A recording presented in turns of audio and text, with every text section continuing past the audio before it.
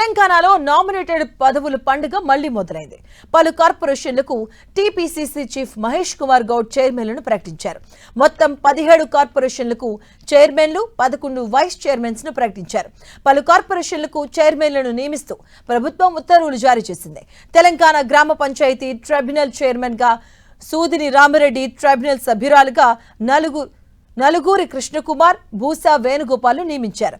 బ్రాహ్మణ సంక్షేమ పరిషత్ చైర్మన్ గా బసవరాజ్ శ్రీనివాస్, ఇక వాషర్మెన్ కార్పొరేషన్ చైర్మన్ గా దాసరిరాజు అజయ్ కుమార్ ను నియమించింది.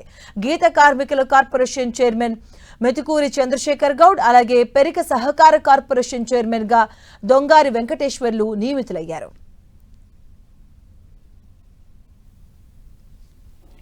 బ్రాహ్మణ సంక్షేమ పరిషత్ కి చైర్మన్ గా బసవరాజ్ శ్రీనివాస్, వైస్ చైర్మన్ గా ఫార్మర్ సేవాదల్ అధ్యక్షుడు పొన్నాడ సుబ్రహ్మణ్య ప్రసాద్,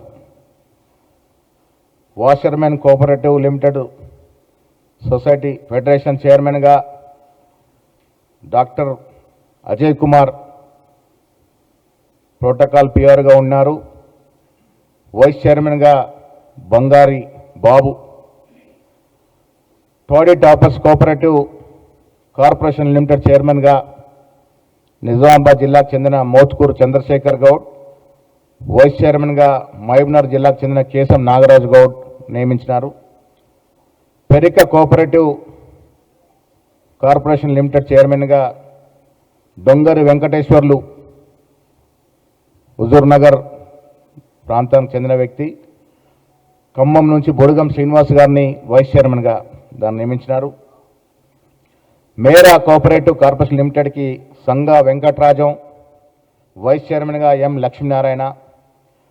వాల్మీక బోయ కోఆపరేటివ్ కార్పొరేషన్ లిమిటెడ్కి గద్వాల్కి చెందినటువంటి గట్టు తిమ్మప్ప చైర్మన్ గా, బోయ నగేష్ వైస్ చైర్మన్ గా.